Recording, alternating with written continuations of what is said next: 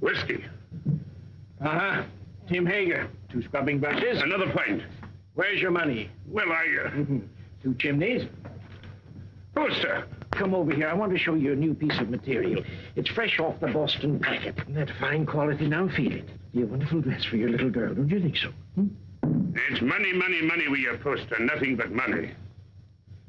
I've been sorry for him ever since his wife ran off with that lieutenant. If he'd spent less on whiskey, he wouldn't have lost his wife. Let me show you another piece. Drunk or sober, Ma would have left him anyhow. She was that kind. Yeah, how do you like that for quality, huh? Let him have it. Very well, Tim Hager. You'll have your whiskey. But this is the last time... All right, Poster. No preaching.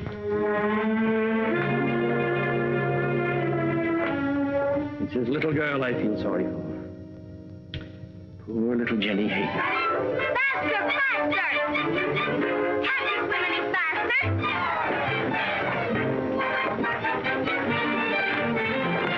You're not even trying. Faster, faster, faster! Faster, faster! Come on, faster!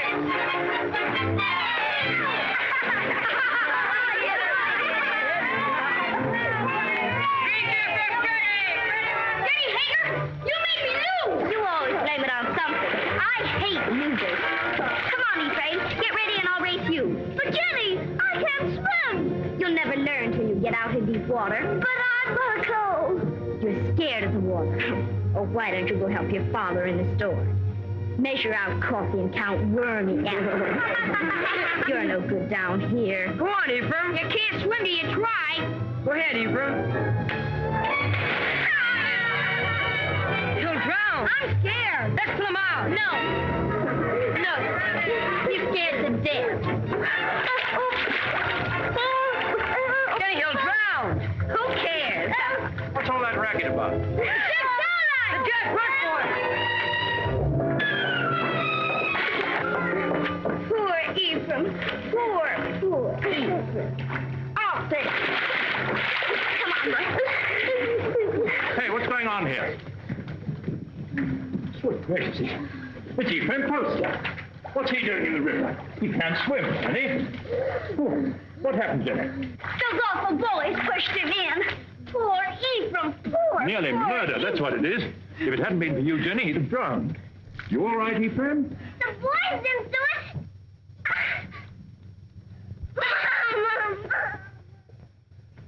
There we are. Ah, Tim, just in time. Huh? This little girl of yours is just... Tim Hager. Stumbling drunk in the middle of the day. You ought to be looking after you, Jenny, not going from tavern to Jenny? tavern like... I've no wife to care for either of us now. It takes money to bring up a fine lass, Your Honor. You mean it takes money to keep yourself drunk? Papa, let Jenny come to boarding school with me. Would you like to come to boarding school with me, Jenny? Would you? Boarding school? Yes. I like that. I can't send you to boarding school, but you could come live at the house and earn your keep, I guess.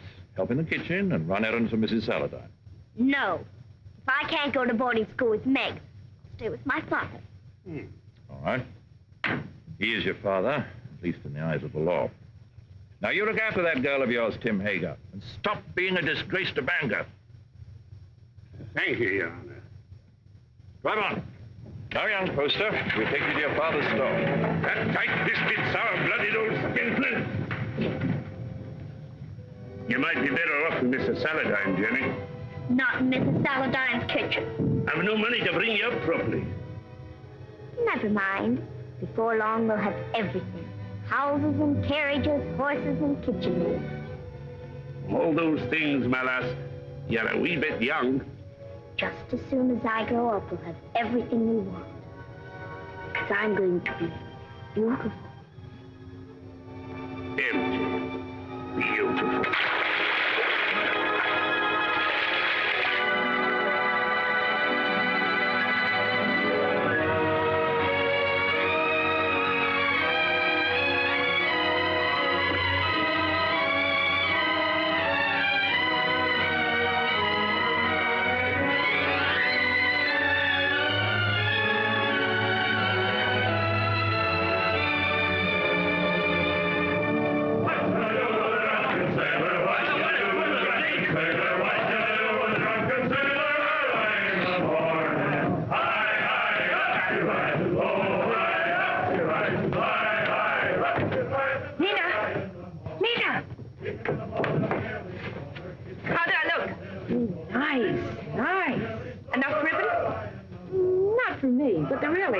Ideas. Get some more color in your cheeks. And bite your lips whenever no one's looking. Men love red lips. Let's go down and meet the packet. Why should I? The sailors will all come up here anyway. Oh, but the best ones get picked off down at the dock. Listen, honey, with your looks, you don't have to worry. Why, you can get the youngest and the best-looking man on the river. I don't want the youngest. I want the richest. Jenny, that's a recipe for trouble. Don't worry about me. I can handle trouble. I know you can.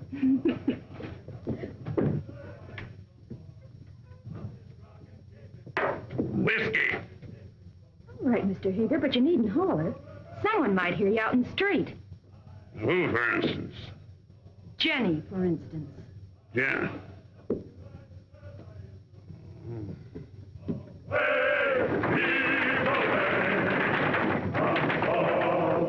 Into those men. Come on. Heave! Away! Heave! Yo-ho! Heave! Away! Heave! Yo-ho! Well, Jenny, come down and see the cargo? Mm-hmm. It's exciting. We get used to it after a time. I suppose I import more stuff than any other man in the state of Maine. How many vessels do you think I own, counting the lumber barges? 56. Who told you? Somebody? Here, have some tea. Got a handkerchief? Well, I don't need one. Take a good handful of it there. It's a present. Away! Away! The work was hard and the voice was long. The seas were high and the gales were strong. So heave home your lad from Holloway to Devon. The sailors our work is done. Yo-ho! I thought I heard the skipper say, "Lever, Johnny, lever. Tomorrow you'll get your pay." Most people think it's easy to get to be a rich man. Believe me, it's hard. When I first came to this town over 30 years ago, with nothing but a peddler's pack on my back, Hey, you! You! Get away from that girl! Hey, you! Wait!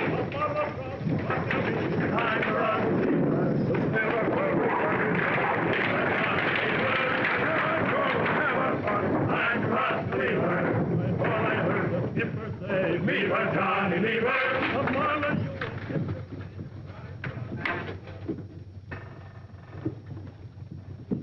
Well, I was just saying to myself, I bet my good old friend Tim Hager is sitting right this very minute in the Purple Whale and wouldn't mind passing the time of day with me. Lena? What do you want? A glass of whiskey for Mr. Hager. Sure. Go Go on, Tim, drink up. The next one's on me. You'll not tell Jenny? No, of course not. I promise her not to touch it. You're Jenny. You know, she's getting so she wants to boss everything and everybody. She's grown too beautiful for her own good. Why do you always wish to be talking about Jenny? Oh. I don't think I like why you always want to be talking about Jenny. Oh, now wait, Tim. Give me my rum and whiskey. We're not bringing the Jenny. I know what you're up to. I? Oh, why, I'm just a dried-up old herring. She's too young and beautiful. So is your lad. You sent him to Cambridge to keep him away from her. Ephraim? Why, he's too shy and scared of her. She's full of spirit. She's for somebody like that first mate. What first mate? Why, What first mate? why, Lewis. My first aboard the Gadfly. He's as handsome as the old Nick, that boy. When I saw him and your Jenny walking away just now, I said to myself, there's a youngster who knows his way about with the women. Where you going? Home.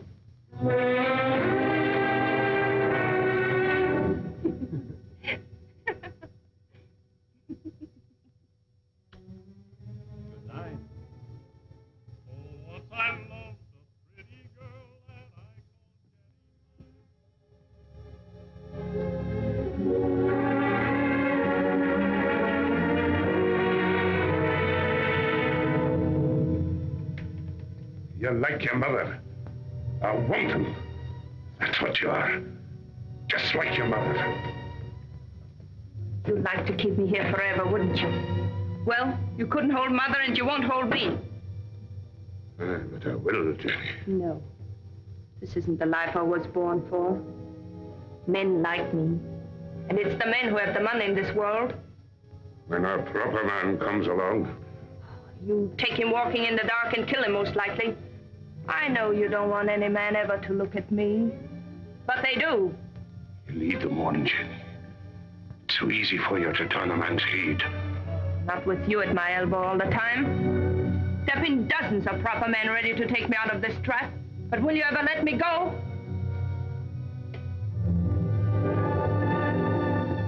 I know Mr. Poster wants me. I made him want me. What do you think of that? There's a devil in it, Jenny Hager. A devil straight from the bad place. And I'm going to whip him out of you. You're going to beat me. This is one beating you're not like.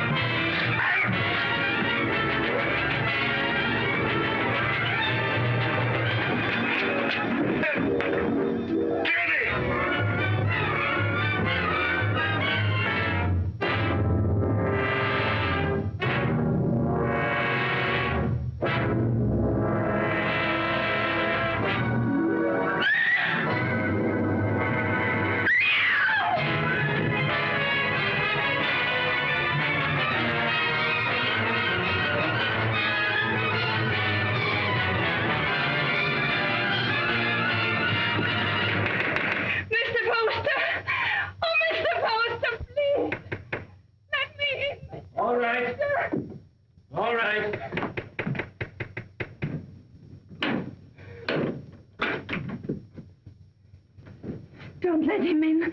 Don't let him get me. He'll kill me, Mr. Poster. What is it, Jenny girl? Who's after you? Father took after me with a whip. Splendid promise, Mr. Poster. Come help her, Mrs. Hollis. There now, Jenny. Don't worry. Everything's going to be all right. You bathe her and rub some butter on them bruises and put her in my bed. Oh, that Tim Hager, he ought to be birched. That would take 6 men to do it. He's big, Mrs. Hollis, but no bigger than righteousness. If the town don't birch him, he'll be birched by the Lord. You showed good sense, Jenny, in coming to me. I'll do this. You stay outside. Oh, there now. If you keep on crying, your face will be all swole up tomorrow. And that's no way for a pretty face to be. He held me with one hand so that I couldn't move. Something you wanted?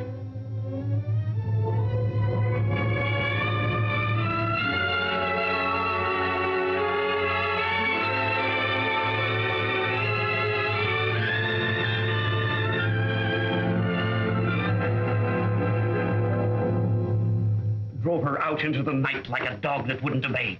Reverend, it's the rum that does it. We ought to scourge every tavern keeper out of town and into the river. If I had my way... We ought to be deciding about the girl, Deacon Adams. There's been enough scourging for one night. One thing is decided. The girl mustn't go back to her father. No, someone must take her in. I would, only my daughter Mary doesn't like the poor girl. Then she's not for your house, Reverend. Make a bad situation worse. I guess we could use her to clean and maybe help in the kitchen. But a young girl eats like a man. It's more than victuals, Deacon Adams. Your wife has all the understanding in her heart that a man could ask. But Jenny's of marriageable age. Yes, that's bad. And yet we can't turn her loose on the town's charity. She needs a home. Well, yours is fairly empty. Oh, no. Leave me out of it. It wouldn't be suitable for me to take her into my house. And I have no wife. You have a housekeeper. A very respectable woman. But she might leave me, and I'm not able to get another. We'd have a scandal in the town. Aye. No. Marriage is the only answer. And the answer to that is a younger man. What about your son Ephraim? They used to be so much together. Ah, he's a schoolboy, frittering away his time at college. She needs a responsible man. Well, there must be someone. A pretty girl always has a lot of friends. What good are friends? Most of them no older than her. It's our duty to find her a good home, an honorable name, regardless of the man's age. And it should be somebody with money. And by that description, Mr. Poster, you've named yourself. Oh, no. She turned first of all to you, Isaiah. Besides, I know you're not a man to thrust a suffering lamb back into the wilderness. Maybe she won't have me. She'll marry you, Isaiah. She's a sensible girl. And in the meantime... Mary! Mary. Bring me one of your dresses. Anything, only not too expensive. I'd be good to you, Jenny, if you married me. Like a father. A good father. And he ought to know how with a son your age. You can go back to sleep now, Mrs. Hollis. You've done all you can for tonight. I'll make up Mr. Ephraim's bed for you, Mr. Poster. It ain't as warm there, but you'll be comfortable. Your father couldn't come after you, Jenny, if you married Mr. Poster. You'd be free. An intelligent girl thinks of the future when she chooses a husband. And you'd be a rich woman. It's for you to decide.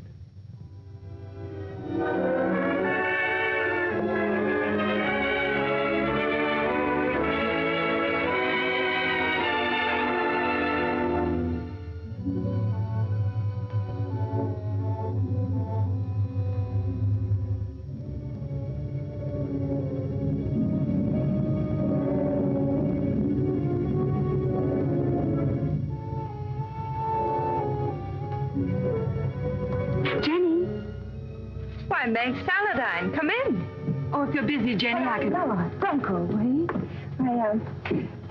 I was just ordering something from Boston. Mr. Poster's a very lucky man. This has been a very lonely house for him. Out of change. Meg, yes? Will you help me? Of course, Jenny, of course. The water glass always here. And the wine glass here. And, oh, Jenny, you'll have to get rings for the napkins. Now, the biggest plate here. Money changes everything. All I ever needed before was a knife and a spoon. But you want to be a lady. Give dinner parties and entertain your husband's friends. I'm sure Cleopatra never bothered about napkin rings. She didn't live in Bangor. Oh, that wouldn't have stopped her. Wasn't by knowing how to set a table that Cleopatra got along. Oh, Jenny. Every time I say something true about men and women, you say Jenny. Why does a proper lady have to be embarrassed about plain talk? It isn't honest, and it makes old maids. Doesn't anyone here care about church? Judge Saladine and Mr. Poster are waiting outside, and I am in the ladies' choir. Didn't apply to me, that remark about old maids. I've already met my very special gentleman. He's not anyone in Bangor. His name's John Ephraim. He's Wood's boss for her husband. He's a very educated man. Is he young? A little older than I am. Good looking? He's beautiful.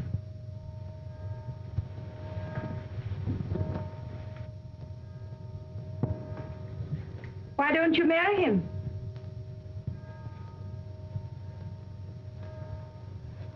He won't. He has no money. Oh, that's nonsense. Does he love you?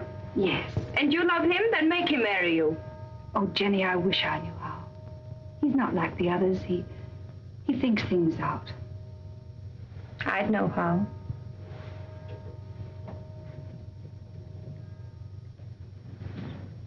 I wouldn't give him a chance to think.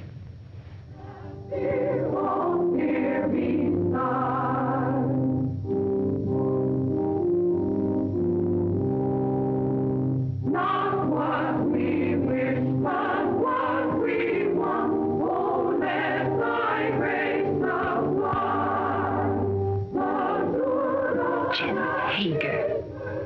Jenny Poster.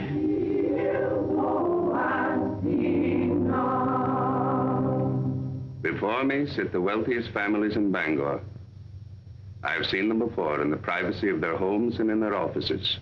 When I came to them to ask for money to enlarge this church, they gave me not enough to erect a temple of branches on a hillside. And so again today, in the house of God, as they sit here with their consciences, I ask them now to pledge funds to enlarge this church. I cannot ask of the poor, but I can ask the wealthy. And the poor shall know the names of those who do not give.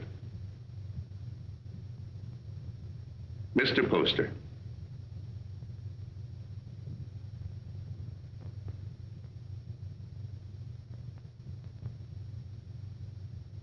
Judge Saladine? Mr. Burroughs? Mr. Bailey? Mr. Clayton? This is intolerable. If you have no feeling for your fellow men, at least take some interest in the welfare of your own children. Grog shops and low houses cover every inch of our waterfront. Our wealth is poured into Devil's Half-Acre. And our young men, your sons, have nowhere else to go. Give me a bigger church, and I'll keep them here.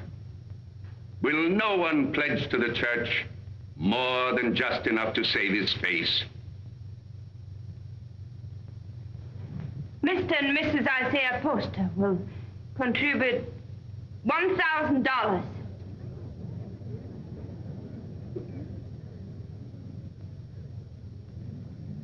If the men of Bangor won't give to the church, the women will. Mr. and Mrs. Partridge pledge $500.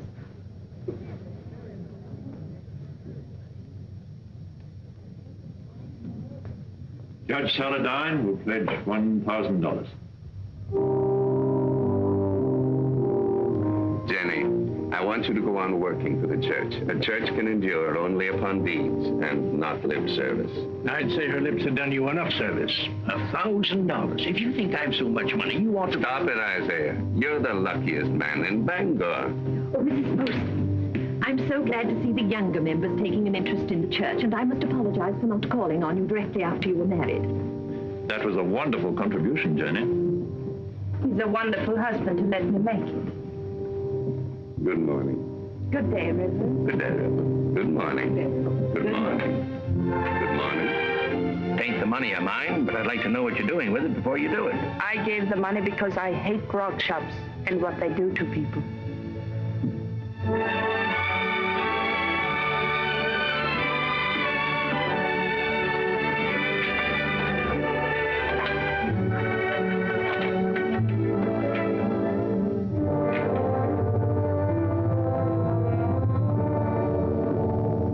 Are you, Father? Hello, Mother. My name's still Jenny.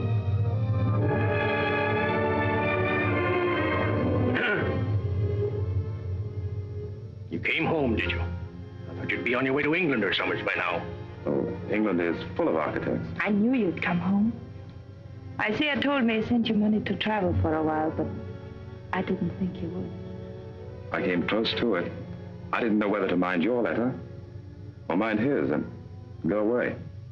It's easy to see which one you thought more of.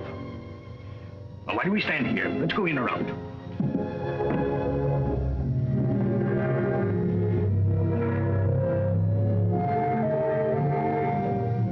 And let me do the writing to my son. Mr. Ephraim. My Mr. Ephraim. Why, you've grown as much as you ever will, haven't you? Oh, I'm stunted. I don't know how to bake an apple pie in Cambridge. You'll have one every day if only you'll stay here. He'll stay.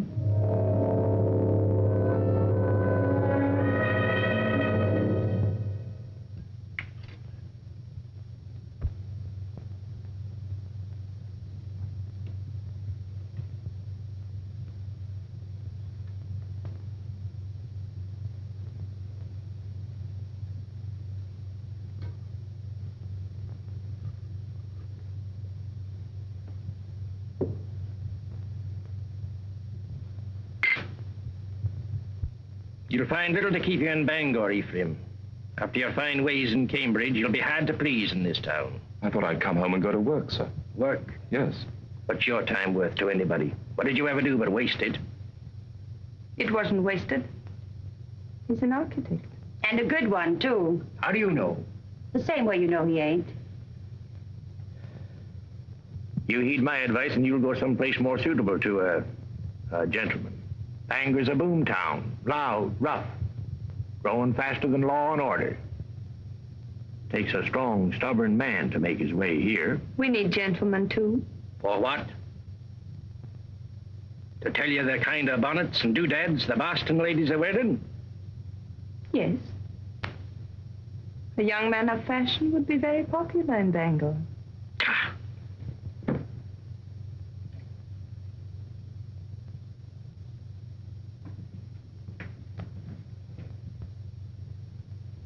I'll join you later. Well? Yes, Father. But you said yourself that Bangor was a boom town. Fortunes are made every day. Rich people will want fine houses. No fool in this town would waste his money on you. You heed what I said in my letter. Travel a bit. What makes you so angry with me? All I did was to come home. I get angry at you because of your ways. You think I don't know how you've been spending my money. Hard drink and easy women. I know your kind. Isaiah, you shouldn't upset your father. I'm sorry. All right, Father, I'll go away. If you really want me to. I don't think he does. You want your son to live at home, don't you, Isaiah?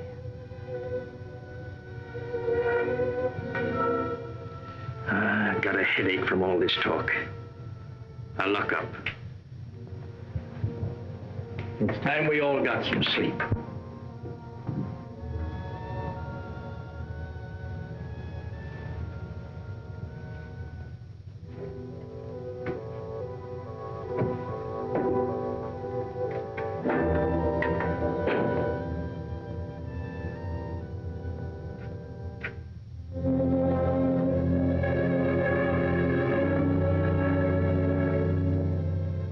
Shall I light your way?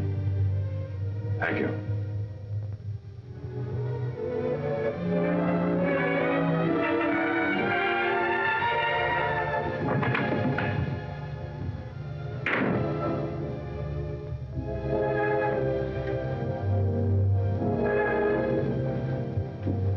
It's been a long time, Ephraim, hasn't it? A long time, a lot of changes. Did you really like that kind of woman? That kind he spoke about? I'd rather not talk about it, Jenny. I used to see them near our house before I came here. I used to watch them and wonder about them. I can see how women would be attracted to you. All kinds of women.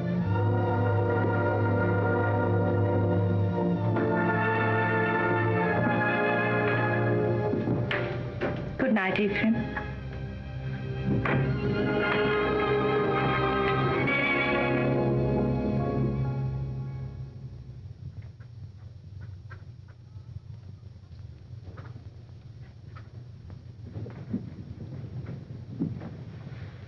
Got everything? Yes, all the groceries, but no spectacles. They're hard to find. I'll tell Dr. Mason to bring you a pair when he comes by tomorrow. All right? Please, not Dr. Mason. He's a very good doctor, but he won't wait for his money. You're not to worry about money.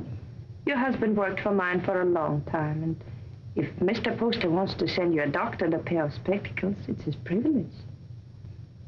Mr. Poster? I'll be by in a few days, and in the meantime, if you need anything, send one of your children. Thank you.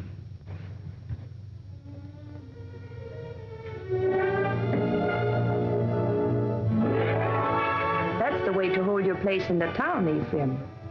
And the people love you for it, Jenny. And I do want my husband and my son to be proud of me. Well, I wanted to see how you spend your days. Thanks for showing me. You've grown, Jenny. My father's wife's a great lady. I think behind Mrs. Isaiah Poster, you'll still find Jenny Hager. You remember Jenny Hager? Oh, that little ruffian? Well, she pushed me in the river right here.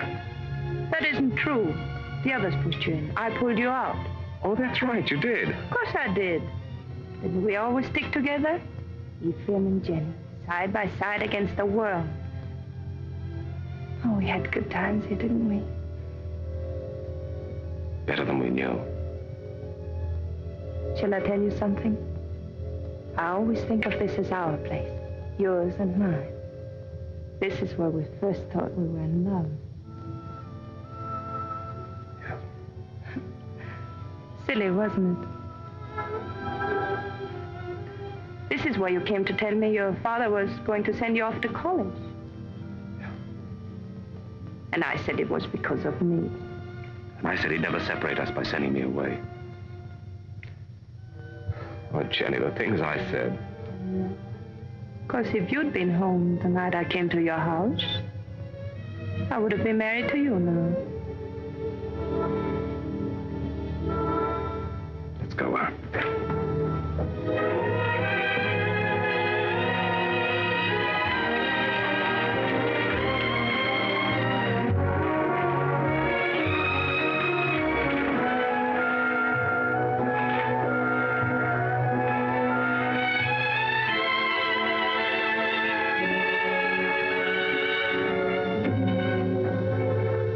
Come into the store and wait on me the way you used to.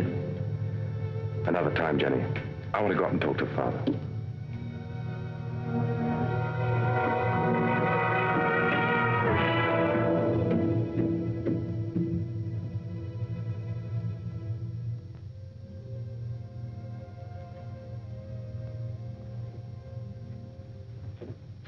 Hello, Father. Be with you.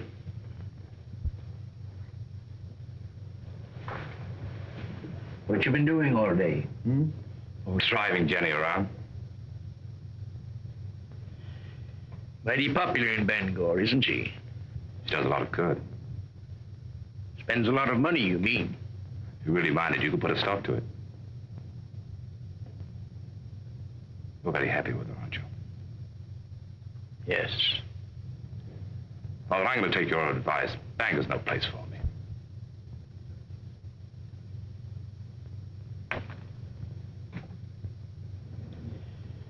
When will you be leaving? Right away, before the river freezes. I thought I'd spend the winter in Boston and then go off to Europe in the spring. I think your father needs you here, Ephraim. Why, Jenny, you feet like a bird. I didn't hear a sound. You want him to stay, don't you, Isaiah? Why don't you tell him you want him to stay? Can't you be honest with your own son? I'm honest with everybody.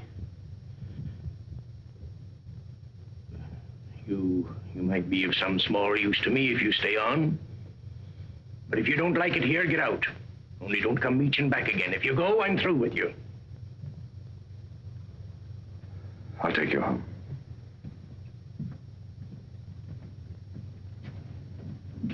Don't work too hard, Isaiah.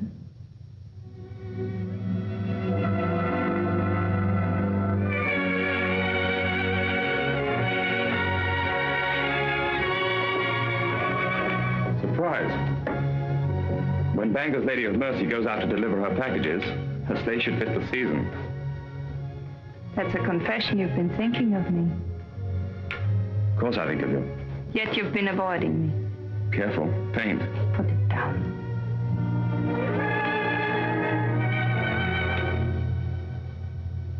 You leave the house early and you come home late. You never walk into a room where I am unless someone else is there. Why? Jenny, we shouldn't be standing out here like this. We might just as well be out on Main Street. Anyone could pass by. They wouldn't think anything wrong of it. You wouldn't.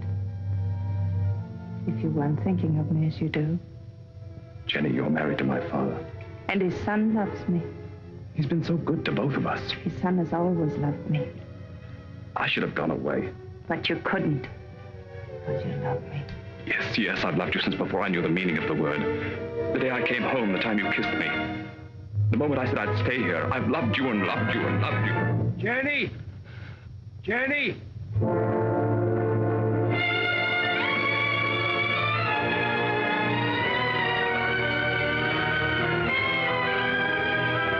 Jenny!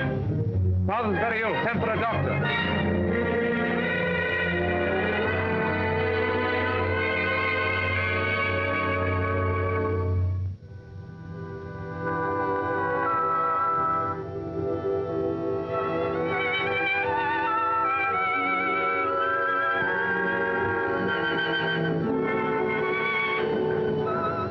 Jenny. Yes, Isaiah, I'm here.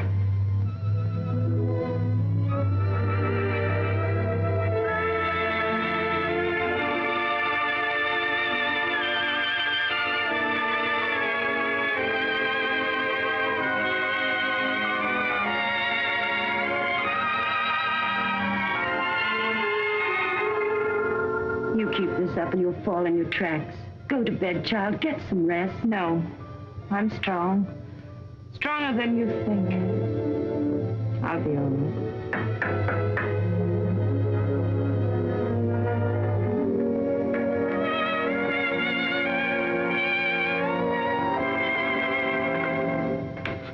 How is he? Just the same, sir. Is there any possibility of speaking with him, Jenny? There's trouble in town. Dr. Mason says warm weather might bring him around. But that's a long way off. We're at our wit's end. There are too many people in town, too much idleness. Did you hear the shooting last night?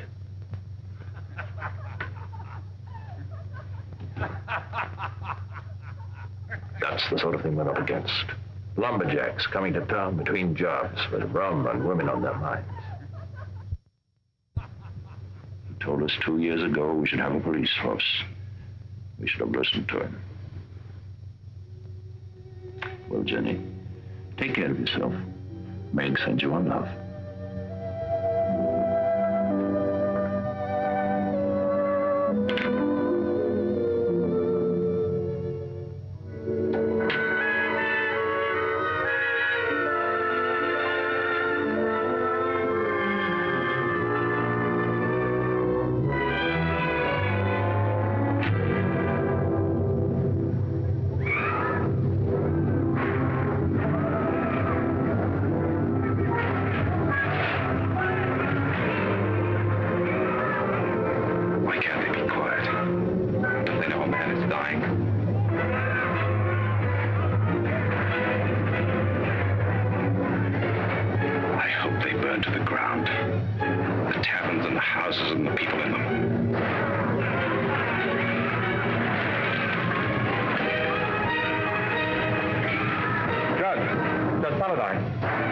There you are.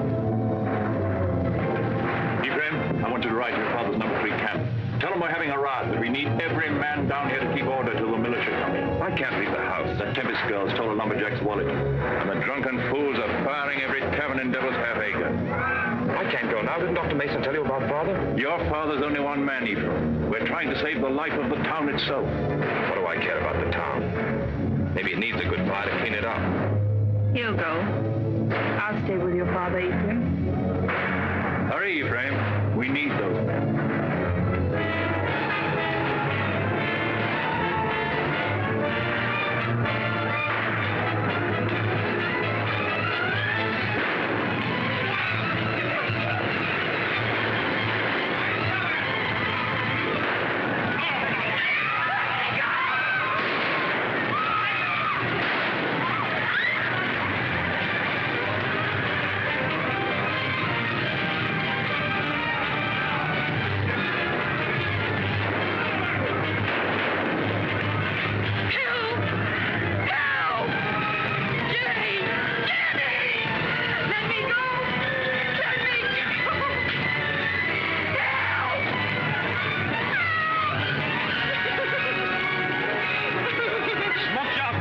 my money? I didn't take it. I didn't take it. Where's my money? Let's give her a band. That'll loose her tongue. Let her go. Keep out of this, ma'am. People are getting hurt. I didn't steal his money. He was drunk in the back room. I only came in to take away the glasses. Anyone might have been there before me. It has to be mighty fast to get in a man's pockets before you. $100 a hole when there's work. I say dip her in the river. Come on, what you do with it? Oh, Jenny, let her go. I'll give you the money. You're Mrs. Poster. Yes. It's nice to meet the gentry, ma'am. But I'm not so sure I'll be happy just to get my money back. We want to know what's going to happen to her. Since I'm giving her the money, it's my right to decide that. Why do we gibble and gabble about it? There's the girl, there's the river. Let's give her a bath. Wait. We'll be waiting for your store to open in the morning. The money isn't there. We're coming up here and collect it.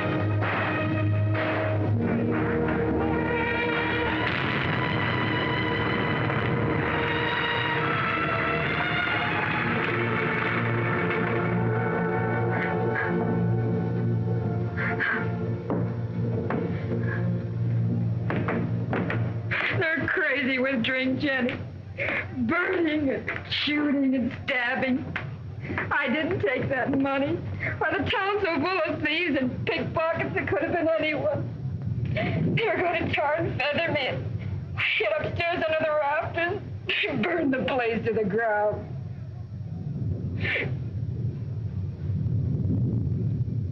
If I'm to go up to Camp 3, I better leave now. I want to be back in the morning.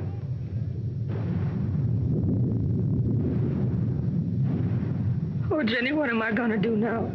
I've no place to live, no place to go. It isn't right, Jenny, to be smoked out in the streets like an animal. I don't want you to worry about it, Lena. I want you to rest. Lena, do you remember the house I used to live in? Well, I want you to stay here for the night, and tomorrow you move in there. Won't cost you a cent, and if anyone should bother you, you come to me. Oh, you're good, Jenny. That's why you come up in the world. That's what I tell everybody about you.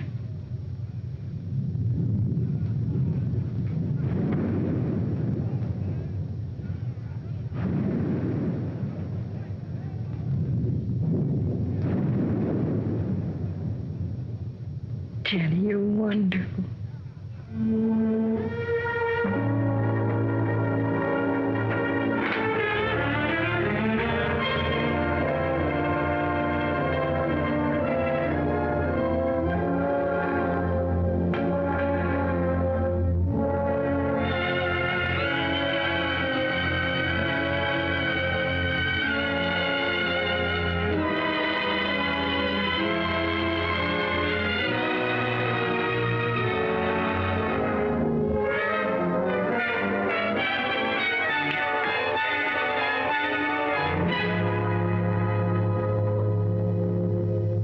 Are you going to take the carriage or the brown mare?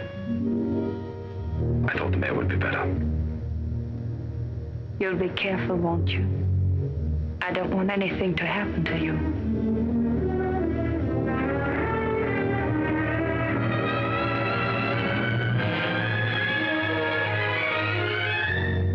Mrs. Poster? Oh, Mrs. Poster?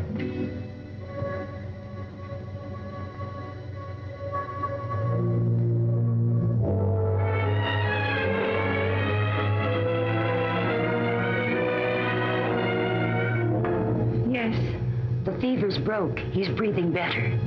He's going to get well.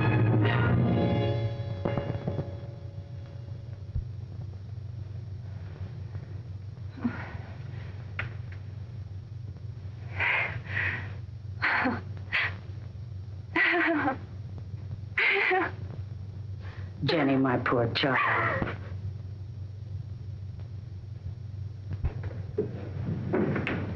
Has Mrs. Foster gone to bed? Does she ever go to bed, the poor child, nursing and tending her husband? Tell her to come to the Saladine house. The girl will need her. What's the matter? Judge Saladine got into the fight. Hurt? Dead. Ask Mrs. Foster to come with us. It needs a woman to tell the girl. Mrs. Poster's been under a great strain. She's gone through enough. You better get someone else. Wait.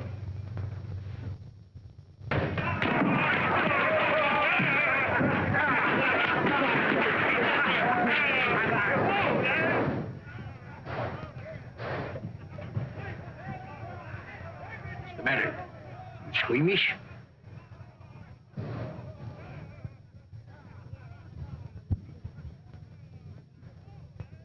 Still fighting. Can't someone ask for permission to bury the dead? I did. So we all sit about and wait for the liquor barrels to run dry. The loafers and drunkards have taken over the town. And for 3 days, a man like Judge Henry Saladine can't be carried to his resting place. There's a fine victory for rum. Don't talk like a fool. Those woodsmen come in from the timber. They want some excitement after the winter's work. You take away their pleasures, they'll go to work in another part of the country. It only proves that we've got to have a police force. Some sort of city government, that's all. You've been too tolerant a man, Isaiah Poster. Too interested in lining your pocket. When my lumberjacks come down from the hills, they'll patrol the town till we get him decently buried. Why don't you lie down for a while? You worried about me, Jenny? That you'd found out what kind of a tough old tamarack you'd married.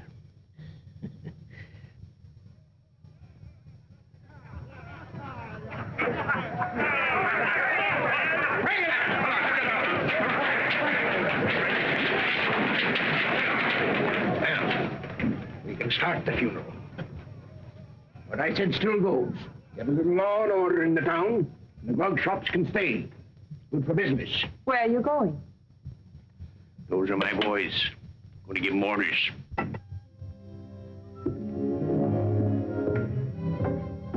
Look. Oh, I say, are you hurt?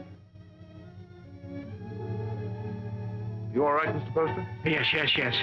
Now, John, I want you to take some of your men ahead of the funeral procession, put some alongside and some at the rear. Keep it all as quiet as you can. The funeral should seem peaceful. Jenny, this is John Everett, my wife. You're Mrs. Poster? She sure is. How do you do? John. I thought I heard your voice. Meg, Darling, I'm glad you're here. it's terrible about your father. I hated your being alone when it happened. I pretended to myself that you were with me. It gave me strength. But if we don't have the funeral soon, I'm afraid I'm going to break down. Reverend, we can start now. I'll tell the others. There'll be no more trouble. Now John's here. Meg, you'll come to our house this evening. You'll be with us, won't you? Thank you.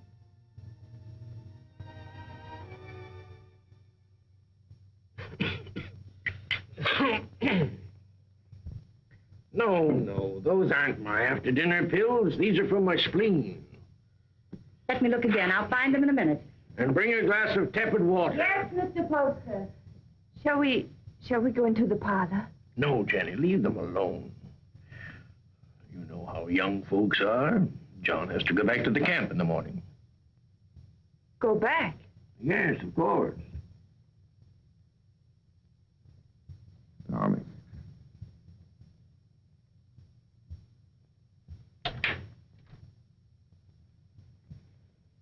Our lovebirds have closed the door. The pills, Mr. Poster. And the tepid water. Thank you. Huh? Why must you send him back when he's the only man who can keep order? Because I need him up at the camp. He's a woods boss, not a policeman. Of course, if your business means more to you than the safety of your home and family. Jenny, he's got to get that timber cut. That's all there's to it. I'm sorry we were so long, Jenny. I thought you and Mr. Poster would come in. I wanted you to be alone. Surely you can stay in Bangor a few days.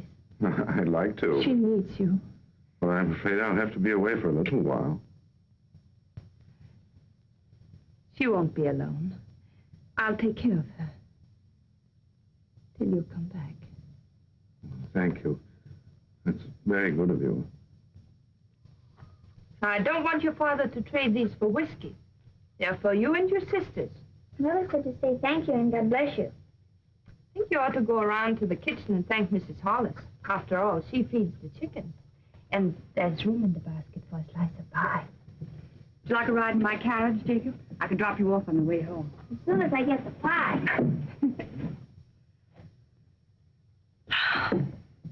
Isn't it a beautiful morning? Jenny, I've been wanting to speak to you. You have? What about? Not here. Let's walk down to the river. Oh, but not now, Ephraim. I've so many things to do. Jenny, why isn't it possible for me to have a minute alone with you? But we're alone now. It's not my idea of privacy. Mrs. Hollis in the kitchen, Father home every day, Meg following you about. I'm sorry. That's a very short answer, Jenny. What is it? Have you seen somebody else?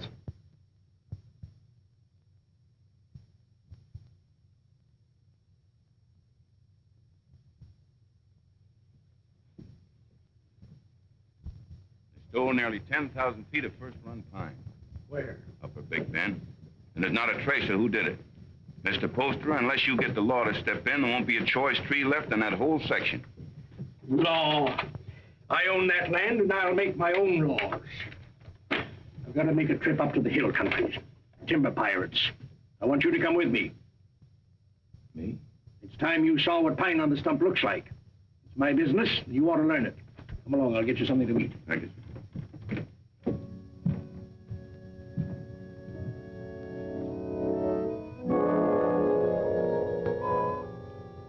Jenny, What are you waiting for?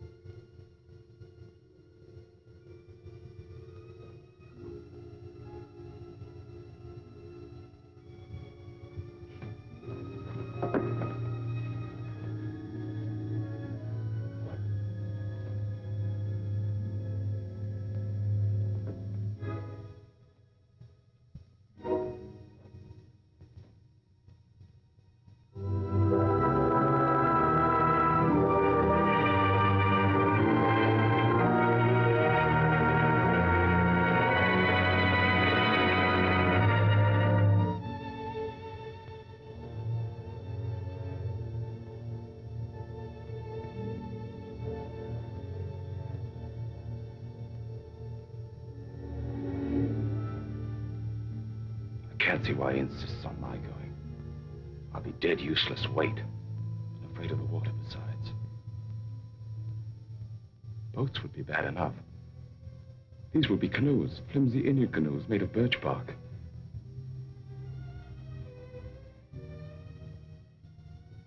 Jenny, I can't admit to him that I'm frightened. Tell him not to take me along or not to go at all. I told him I wasn't cut out for that sort of life, that I'd be more of a burden than a help. But he's so stubborn, Jenny. How long must he live, Ephraim?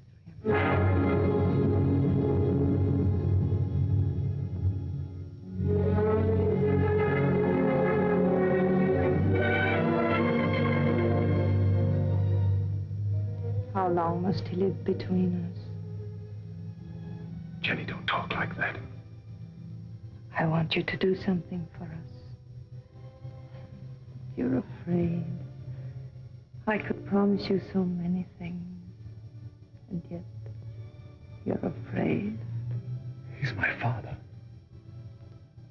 As long as he's alive. Why does everything frighten you? You're going to make me very angry. And if I get angry and go on wanting you the way I do, I might tell him what happened between us.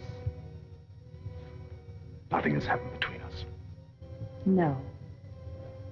But which of us will he believe? Jenny, you couldn't. You know what that would do. He lived a full and useful life. It would be a pity to see him die. But a greater pity to see his life ruined. With a lie. We've been living a lie, Ephraim, and I want to be done with it. I want you to return alone.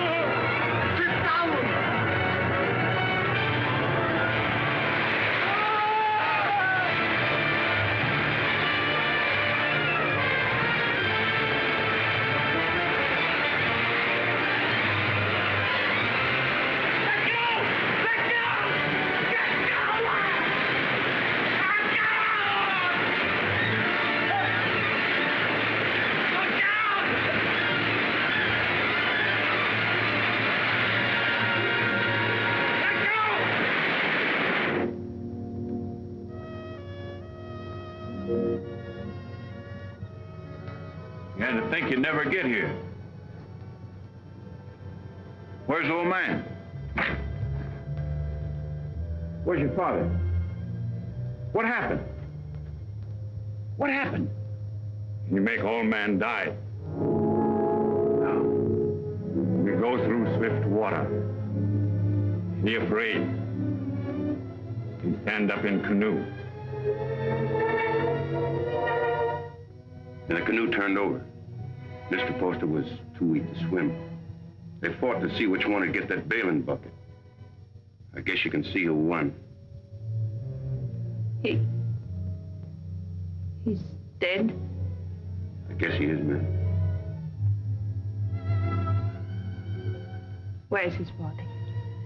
Must have settled in the quiet water further down. I'm sorry, but we hunted all we could. I'm sure you did. That's the whole of it. Except what Mr. Poster here can tell you. If they hear of anything, they'll let you know. Thanks. Jenny, believe me, it wasn't my fault. I was afraid. You know how afraid I am of the water. You can't come into this house, you wretched coward. You killed your father.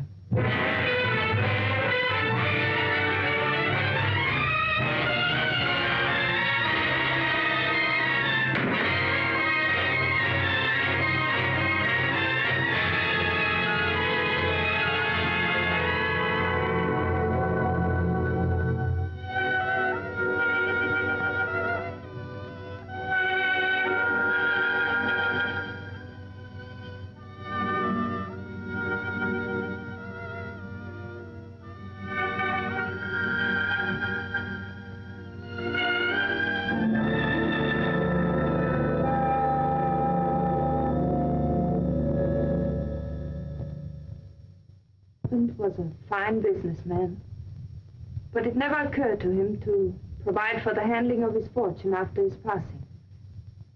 Well, there'll be no cold, unfriendly bang telling my woods bosses what to do. No disrespect intended, Mrs. Poster, but it's a man's world we live in up in the woods, and we don't rightly see how a woman fits in. Duncan's right. Right, man. You'll go right on living in your world without interference. I'll own the properties. You'll take your orders from your superintendent, John Everett. That's fine. That's fine. That's a great honor, Mrs. Poster, but My husband would have selected you, so I'll do it in his place. Thank you for helping me, gentlemen. This will be the first time I ever worked for a woman. We're down in there.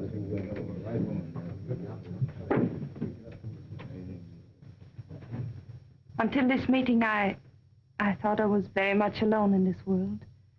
Mr. Poster was a fine man. It'll be an honor working for his lady. We won't give you any trouble, Mrs. Poster. Good day, ma'am.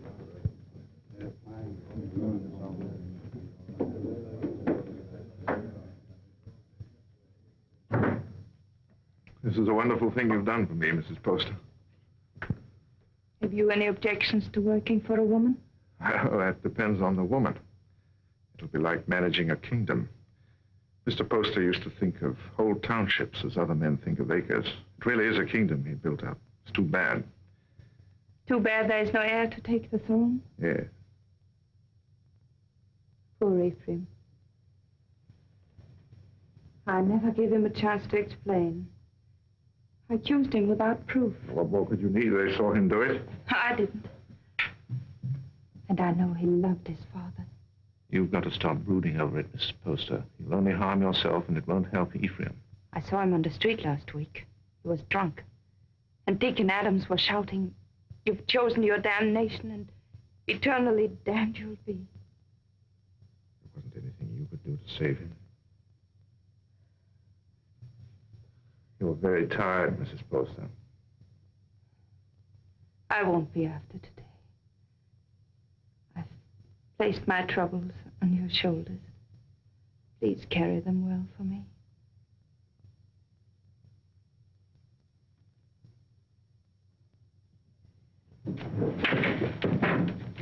Meg, Jenny spent all morning getting them in order.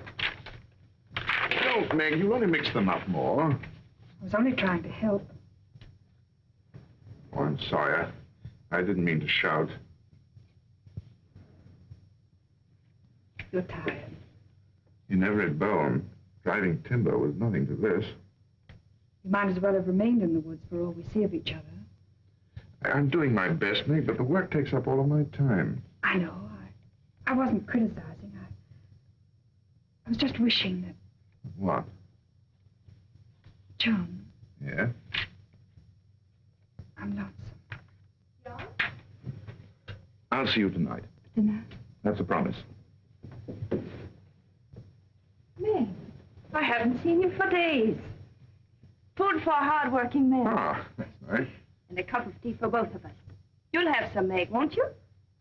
There isn't enough for the three. I'll give up mine.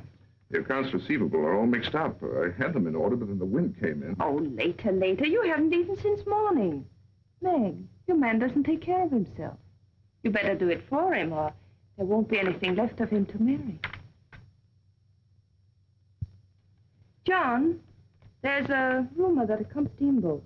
Is that going to affect us? Not while water freezes, because then steam's no better than sails. But steam trains, Jenny. Just think. There'll be one to Old Town, and one maybe to Holton, and definitely one coming this way from Augusta. And we can load our wood right on our own trains and get it to market weeks before the ice breaks. We'll outsmart everyone in the business. There'll be no stopping us once we get started. Jenny, you'll be the richest woman in New England. Then we'll have to make you the richest man. What's happened to Meg? Meg?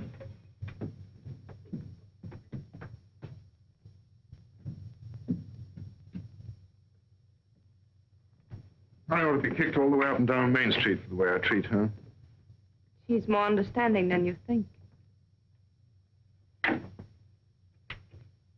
I'll be with the Temperance League all afternoon, so if there's anything important you want to discuss with me now...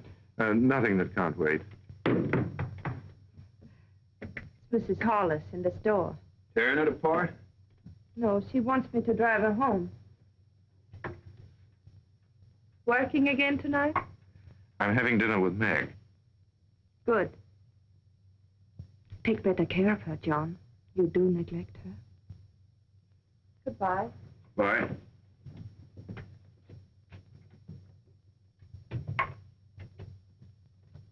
Camp 3. Thank you. She's a wonderful woman. Someday I'm going to pull a bottle out of his hand and bash his head in. What are you talking about? Young Poster. You should hear the things he says about her. Has he been talking about her? Why, that drunken little... I've seen her nearly sick with worry over what he's doing to himself. Find out where he stays. I want to see him. Poster, are you in there?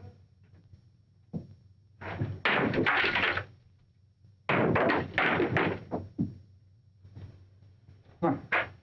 I must be making trouble. Much more than you're worth. I'm worth very little. What happens to me now? You beat me up yourself or some of the boys outside? Come in, drinks for everybody. No one out there, we're alone. That's much better. No witnesses. I had witnesses when I killed my father. That made her very angry. When did you last eat? I have my food. How do you like your new job, huh? I like it. She hasn't got you hooked already, has she? You'll kill yourself drinking all this stuff without any food inside you. Come on, let's get something to eat. You're doing me out of my dinner. She doesn't know I'm here, and she didn't tell me anything. That's a lie. No one does anything unless she's back of it. I knew what was going to happen. I was afraid of her. I wanted to leave. You didn't have to worry about that. I wasn't man enough to run away. You another one? I happen to be engaged to someone else. What difference does that make? Jenny was married to my father. She told me one night she'd marry me if he died. You don't believe a word I say, do you? Well, like everybody, no one will believe me. Go on talking. The night before we were due to start, she made love to me till I was nearly crazy. You don't believe that either, but it's the truth. I've always been scared of the water. Even when I was a little boy, Jenny knew that. I was scared in the canoe on the trip, and I couldn't eat or sleep anyway from thinking of her. I only remember being in the water with a bathing bucket holding me up, and somebody grabbed for it. I beat him off till he sank and drowned. I didn't know who he was.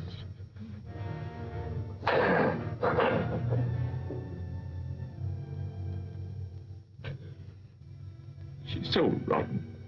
You've got to believe me. She's not even a human being.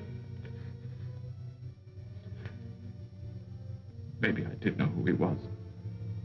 I guess I did. She'd put the thought in my heart. If I hadn't done it then, I know I would have later.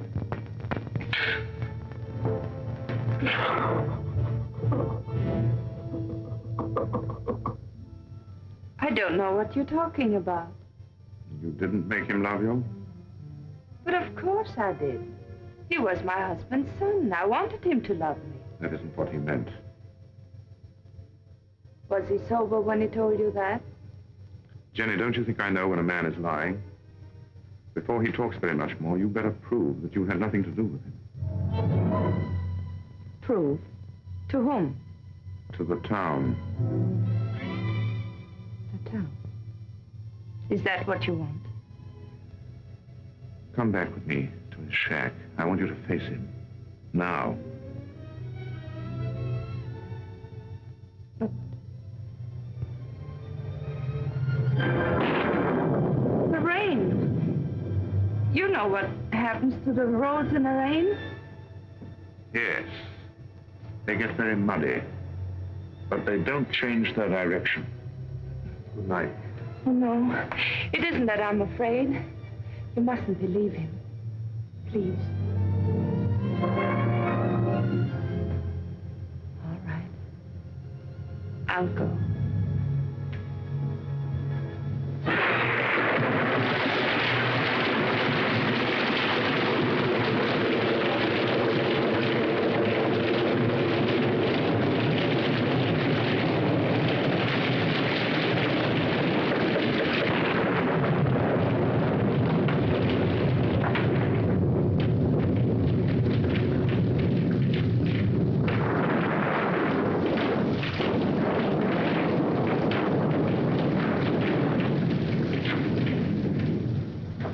Can't have gone far in this rain.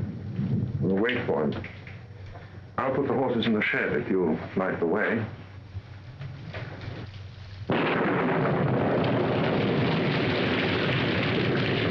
See if the shelter's clear.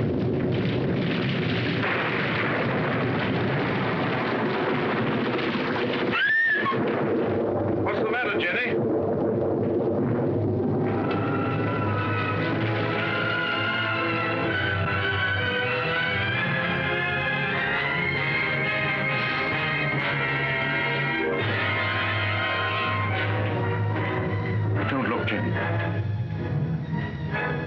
I did that. I drove him out. Jenny. Don't say I didn't do it. If I would have said one word to defend him, others would have listened. I killed him. Didn't I? Jenny, please.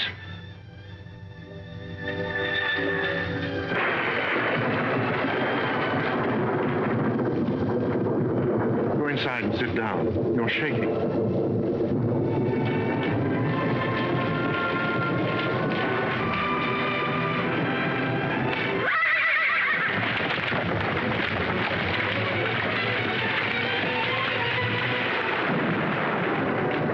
What was it? What happened? They were frightened.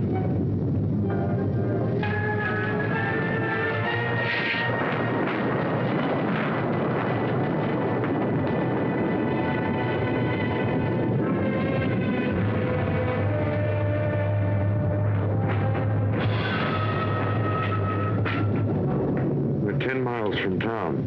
We'll have to walk.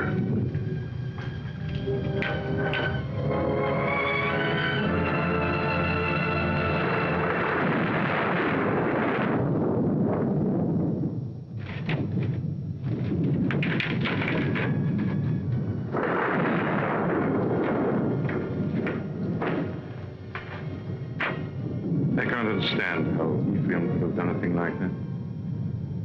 It isn't atonement, it's running away. And you can't run away from the hereafter. It's not Ephraim who's upsetting you. It's because you're here with me. Well, aren't you worried about your reputation? It's a small thing to worry about. After that, You better try to sleep.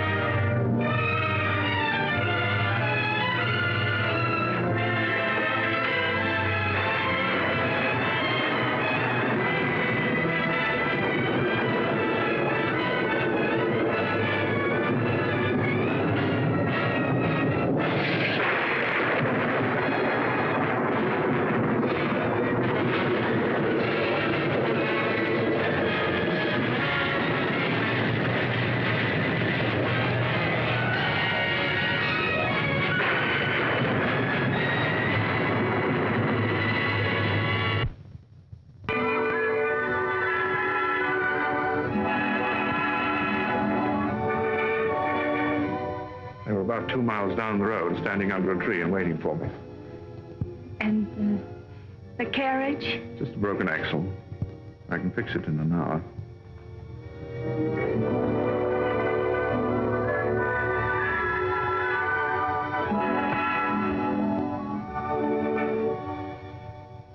Jenny, what about Meg? She won't try to hold you. I know, but to stand up to her and tell her that I love someone else. You won't tell her. A big, clumsy fool like you. It's a woman's job. Oh, no. But she's a friend of mine. I can make her understand. I'll tell her myself. But, John...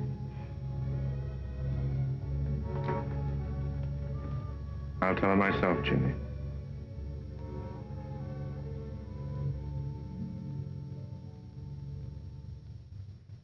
It must have been the storm. That's the only way I can explain it. The storm and the excitement and the lightning struck us. What more can I say? It's nice that we're such friends. Makes it easy to talk this over. There's nothing to talk about. I love him. But if you still want him, he's yours. You know that.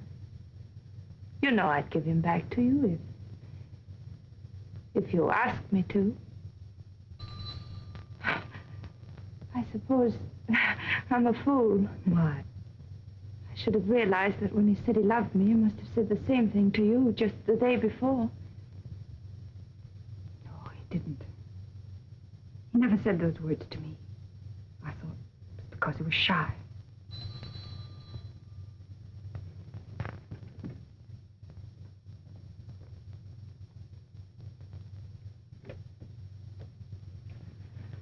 Hello, Meg.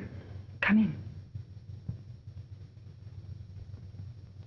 I just wanted to explain why I didn't come to dinner last night. Right after you left the office, Alex Duncan came in.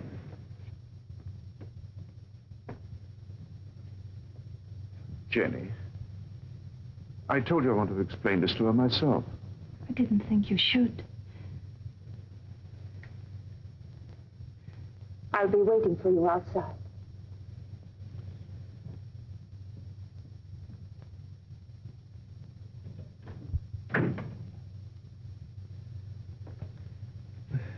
I didn't want it to happen like this, Meg. I wanted to be the one to tell you. I don't see what difference it would make. It's the same story, isn't it? I suppose so. When will you be married? Right away? In Bangor? I don't know. Jenny will take care of the details. I saw this happening a long time ago. There was nothing I could do about it. She's waiting for you.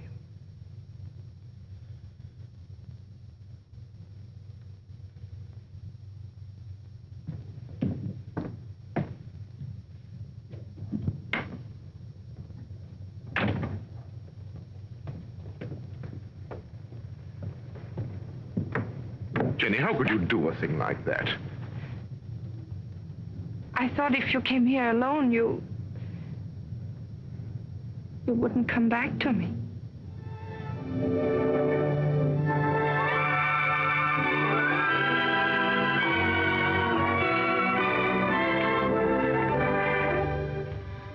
My dear son, I wanted to be with you this Christmas, to see you again, and to meet your wife.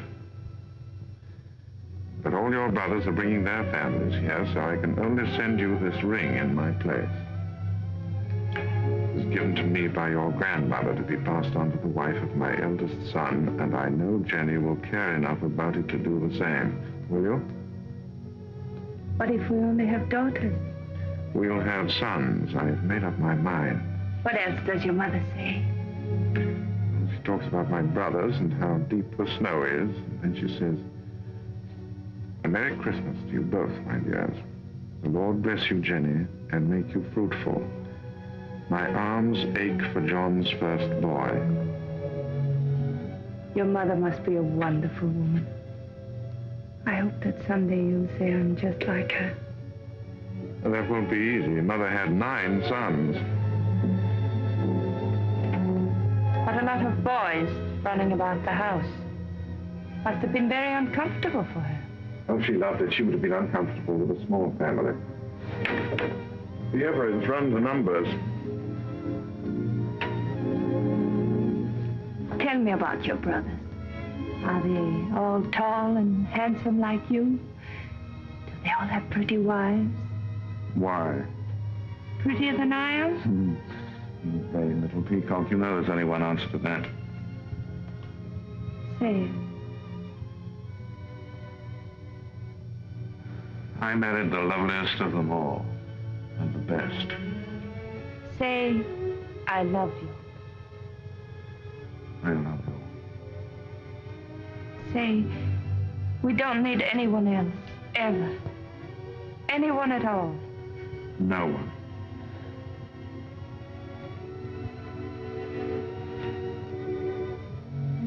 I always lose happiness. I can't seem to hold it. Keep me happy, darling.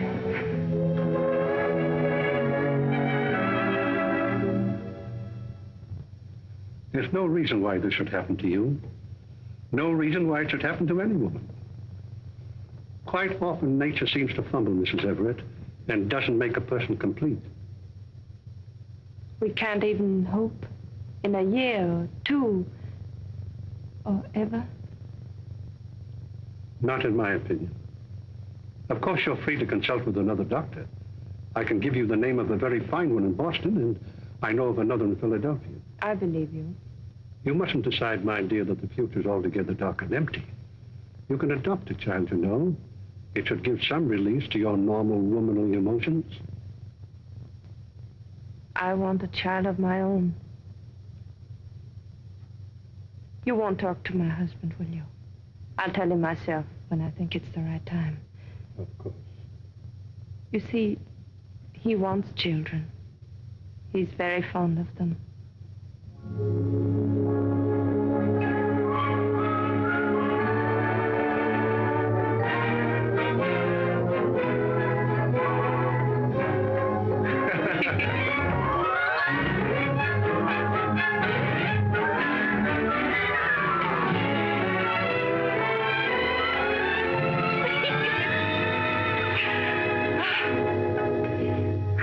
I never knew what love was before you. I know now I was never married to Isaiah at all. Jenny, I want you to forget Isaiah. I want you to forget your whole life before I came into it.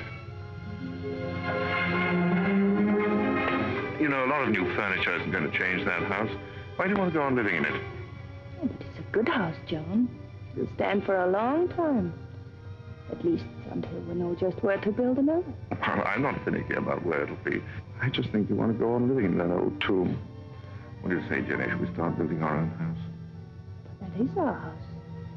It belongs to Isaiah Poster. Let him keep it. Oh, but he's dead and he left it to me. Long him and his son, and it's full to the roof with sorrows. I want to get out of it. I want new rooms and more of them. And for the sake of our children, I want light and air. There are enough rooms now. Which isn't the right house, Jim. It's too close to Devil's Half Acre. It isn't the place to bring up children. There won't be any children. Nonsense. Is it? Ask Dr. Bailey, he'll tell you.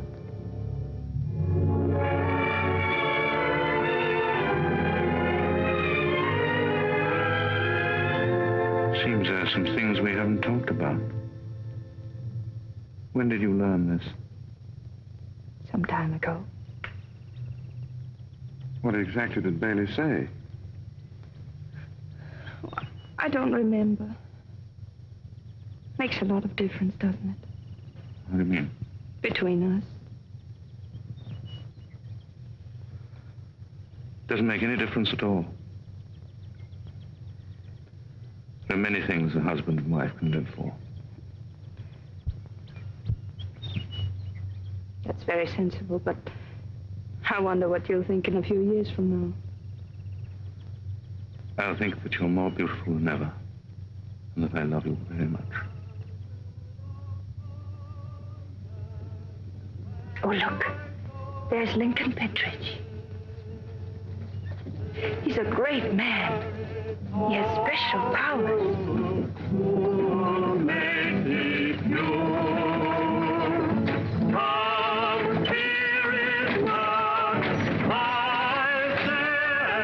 Where was the darkness so great that you thought your sin was hidden? There are eyes that search out every sin. There is a tongue that will accuse you on the judgment day.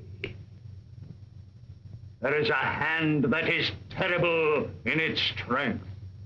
What is so beautiful as a pure woman? What is so vile as an evil one? The good women of Bangor, such loud amens and nodding of heads. Because I spend my fury upon her, and not on you. How pious you are. How good with your eyes cast upward. Can one of you step forward and say, "This is my soul. See how it shines"? Can one of you hope to escape the terror? How sweet are the ladies of Sodom and Gomorrah. How sweet in silks and satins and laces and ruffles. Here in the house of God. How costly must be the perfume that will not let you smell brimstone. What great secrets are among you? Who is named Vanity? And who is Lust? What woman has put away a husband? Which of you has taken a man from her sister? This is your sister. Come forward and sit with her and be counted. You cannot hide behind your beauty. Your beauty has made you evil, and evil destroys itself. Your soul will become naked. The truth will be revealed. Confess now, while there is yet time. You cannot escape. You can never escape. There will be no sons to mourn for you. No daughters to weep for you. Evil does not propagate itself. It withers in its own fire and is consumed. The lips of a strange woman drip honey, and her mouth is smoother than oil.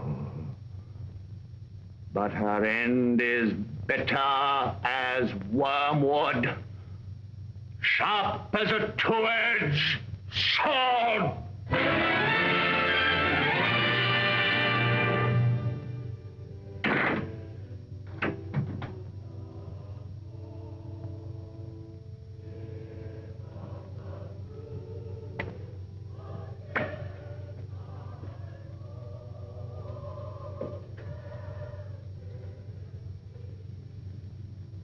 What's the matter, Jenny? I want light. It's so dark. Why do you go to those meetings? It's not like ordinary church going. You come home exhausted and afraid. He was talking to me. Straight to me. I mean, what is it? The pit he talks about isn't down below, it's up here. I don't know why I listen to him. He tries to trap people. Tries to make them admit things that aren't true. He's not any better than the people he talks about. No, he's right. The town is becoming a sinkhole. That horrible man.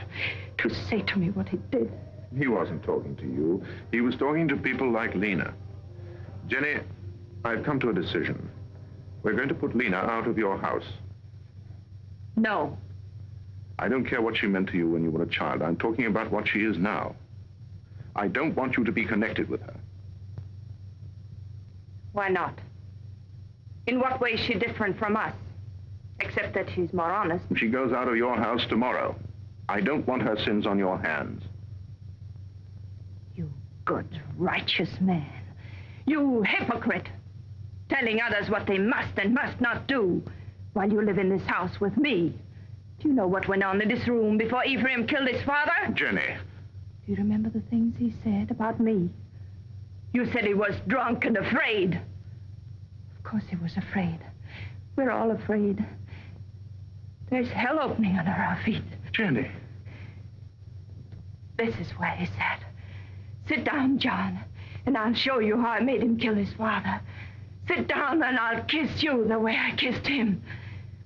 Why do you look at me like that? Why do you pretend everything he told you was true and you knew it? You knew it!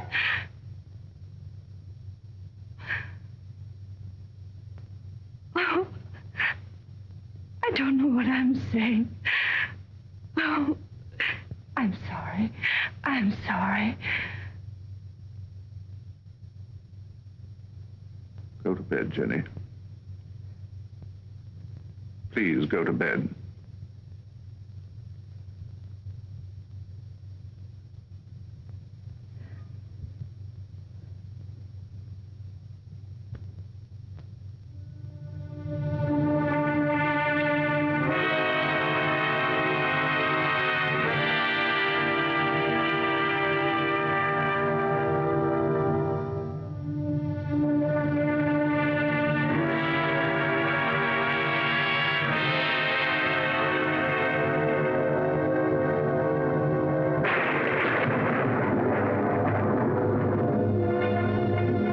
John, is Mrs. Hollis back from church?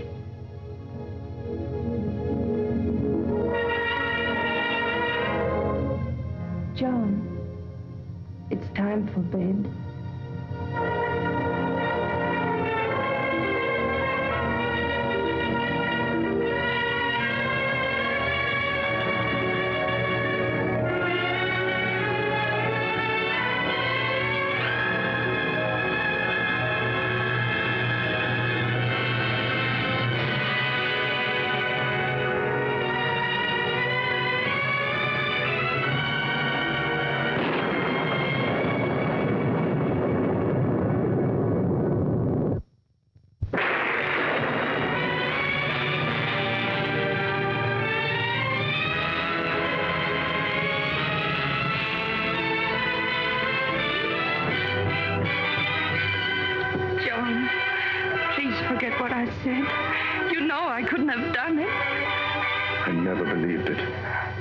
I tried not to believe it. Because you love me.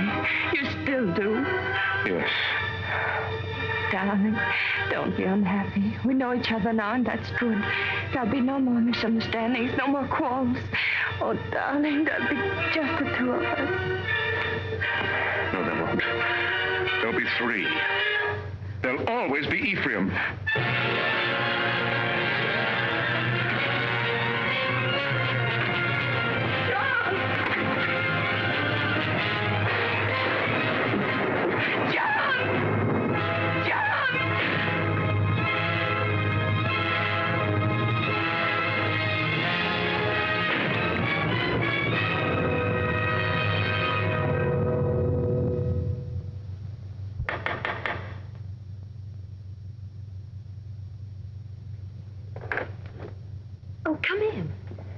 Mary, I'm looking for Mr. Everett. I thought he might be with Reverend Thatcher. Father isn't here right now, but if you'd like to wait... Oh, no, thank you. I have no time.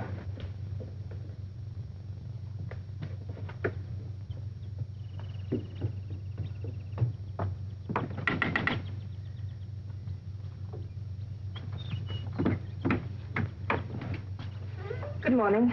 Is Miss Saladin home? No, Mrs. Everett. She went out. Has Mr. Everett been here? Oh, no, I haven't seen him. Thank you.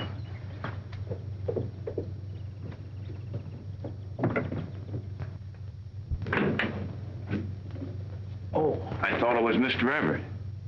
You know where he is? He didn't come in here, ma'am. I slept here last night on account of the rain, and you're the first one in. Mr. Everett tells me you're sending a school teacher up to every camp with more than 2 families. That's a handsome thing to do, ma'am. Guess you're mighty fond of children. Duncan, who did sleep here last night? Was it you or Mr. Everett? Ma'am, I told you.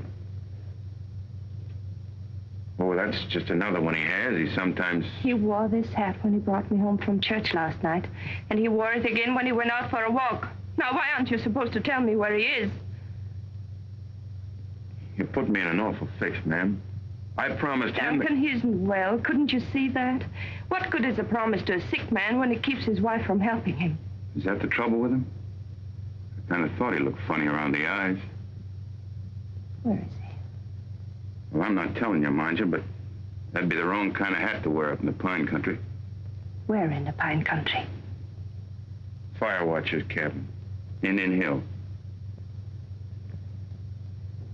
When will he be back? I don't know. 2, 3 days, I guess. Said he wanted to go up there and think a while. Oh, I got a loose mouth. That's my trouble. Makes 2 people I told where he is. Who is the other? Miss Saladin. Miss Saladin. Came in here about an hour ago and dug it out of me just like you did. Said she saw him last night alone. Acted like something was wrong. Next time he trusts me with anything, it'll... It was very good of you to come up here, Meg. But there's really nothing you can do to help me. No one can help me but myself. My whole life with Jenny has been the act of running away. I ran away from the woods where I belong. And again, I ran away from the truth when Ephraim tried to tell it to me. I forced myself not to believe him. I understand. If you had, you never would have married Jenny. No. This time, I'm not running away. Right or wrong, my place is with Jenny. I love her, and I'm going back to her. John, I'm glad. Because I believe that her love for you has made her as good as everyone always thought she was. Shall we go now?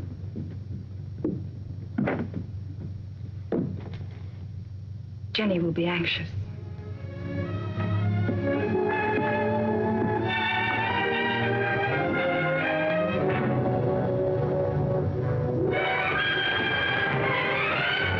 It's Jenny.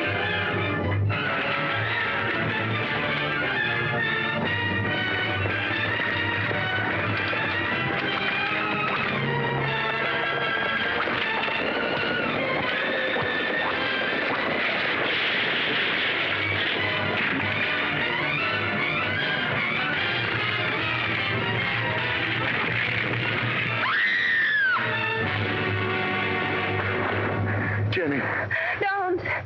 Don't move me. John. Don't talk now. Meg, hurry up and get a doctor. Camp 3. I saw you with Meg, and I know. I tried to hurt you. I wanted to hurt you. Don't, Jenny, lie still. You don't know how I loved you so much. I'm afraid.